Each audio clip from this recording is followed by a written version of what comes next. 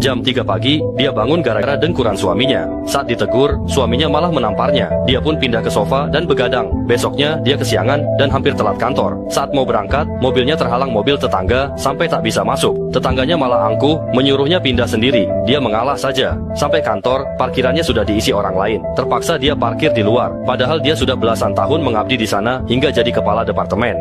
Hari ini, bos muda demi merayu wanita, merekrut selebgram muda untuk menggantikan posisi tokoh utama. Meski ia tak kompeten, terbiasa mengalah, tokoh utama diam saja, hingga ia mendapati mobil selebgram itu menyerobot tempat parkirnya. Saat ingin menegur, selebgram itu malah berkata, si wanita bergumam, baiklah. Saat keluar, mobilnya kena tilang lagi, dan pedagang yang disewanya malah galak minta tip. Ternyata, terlalu baik dan mengalah bukan mendatangkan hormat, tapi malah disepelekan. Sesampainya di rumah, dia bertanya pada teknisi internet, sudah diperbaiki? Teknisi menjawab, belum, tak ada yang buka pintu.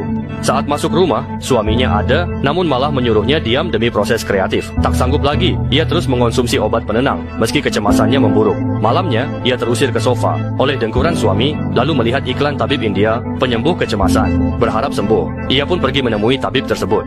Tabib memberinya air suci India, dan berpesan agar minum 1 tetes saja saat cemas. Keesokan paginya, ia memesan perbaikan internet, tapi layanan pelanggan yang bertele-tele membuatnya cemas. Ia pun meminum air itu sampai habis. Tiba-tiba ia merasa sangat percaya diri. Saat seorang pencuri merampas ponselnya, ia tidak takut lagi, melainkan langsung mengejar dan menghajar pencuri itu. Ia berhasil merebut ponselnya dan mendapat tepuk tangan warga. Di kantor, saat bosnya kembali berulah, ia tidak akan tinggal diam lagi.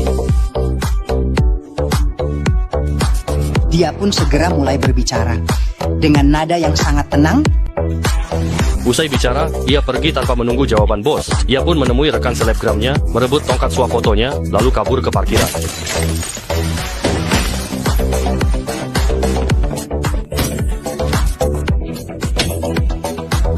Belum selesai, di lampu merah, seorang wanita pemarah memaki-makinya, membuatnya murka. Ia pun mengejar wanita itu hingga ke rumahnya untuk menuntut permintaan maaf. Namun, wanita itu malah semakin kasar, sehingga puas rasanya habis pukul lalu kabur. Sorenya, sahabat tokoh utama mengajak ngobrol, tapi dia egois, hanya mau didengar tanpa mau mendengarkan. Kesal, tokoh utama langsung merebut dan mencelupkan ponsel sahabatnya ke air. Sahabatnya syok, tapi tokoh utama makin senang. Saat pulang, teknisi internet bilang, tadi tidak ada orang yang buka pintu.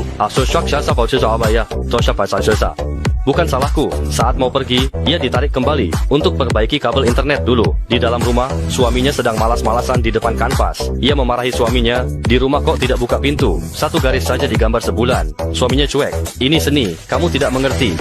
Tokoh utama berkata, seni apaan itu?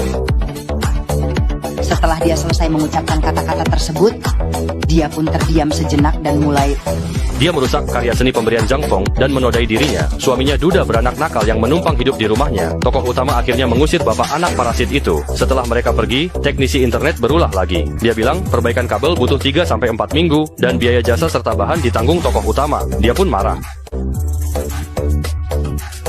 Tokoh utama memiringkan kepala, tersenyum, cabut kabel internet dan berkata,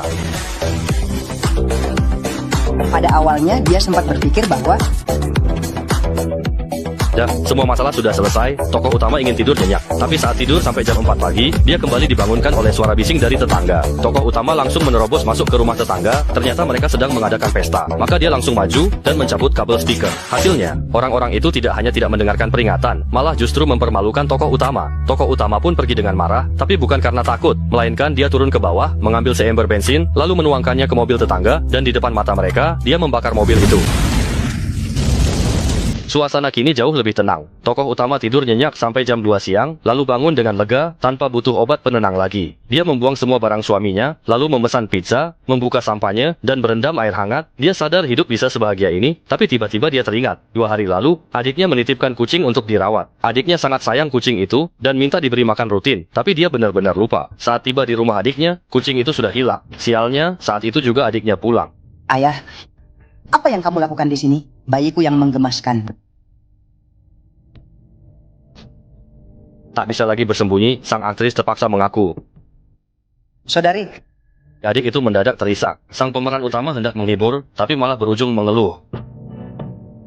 dia itu sebenarnya baru saja mengatakan hal tersebut kepada kita semua. Usai bicara, si wanita panik meminta maaf. Dia menduga air ajaib India membuatnya lepas kendali, hingga menyakiti orang lain. Dia pun mencari tabib itu untuk menghilangkan efeknya. Namun si tabib ragu sebelum mengaku itu cuma air keran biasa. Tabib itu bukan penipu, tapi psikolog profesional. Keahliannya memakai sugesti psikologis untuk membantu pasien membuka diri. Insiden pemeran utama melukai adiknya bukan karena air ajaib, tapi ledakan emosi yang lama terpendam. Kini ia mengerti dan mulai tenang. Saat berpikir cara menjelaskan pada adiknya, ia melihat anak kucing liar, lalu membawanya ke rumah sang adik.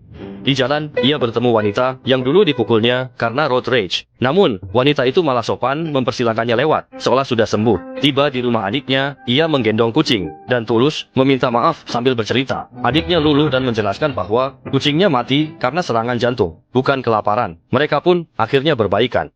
Si wanita pulang dan melihat suami serta anaknya minta maaf. Mereka sudah menyiapkan makan malam dan merapikan rumah. Semua tampak tulus, tapi saat ditolak, mereka langsung berubah sikap. Sebaiknya langsung usir saja mereka sekarang juga. Jangan biarkan menunggu.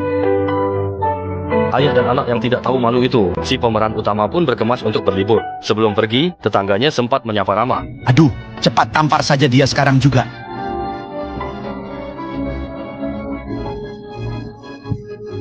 Beri mereka telur Jepang ini, suruh mereka cuci baju untukku. Sepertinya tokoh utama tak hanya mengubah dirinya, tapi turut mengubah orang sekitarnya. Percayalah, ke depannya dia pasti akan lebih percaya diri.